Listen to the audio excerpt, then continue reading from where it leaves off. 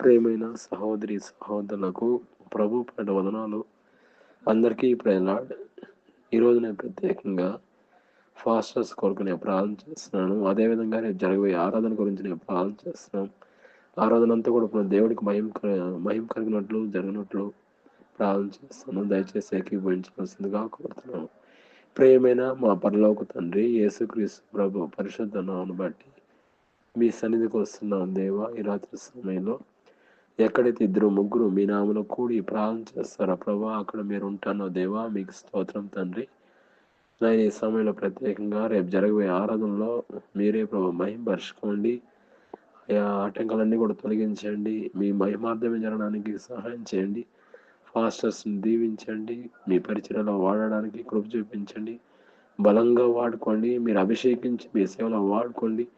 వాళ్ళ కుటుంబాల కొరకు ప్రార్థన చేస్తున్నాం. వాళ్ళ పిల్లల కొరకు ప్రార్థన చేస్తున్నాం. అయ్యా, వాళ్ళందరిని దీవించండి. మంచి భవిష్యత్తును అనుగ్రహించండి ప్రభా. సంఘాలను దీవించండి.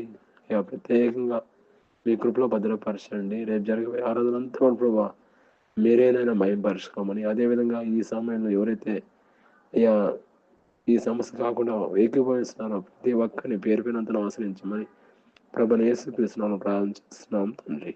ఆమేన్.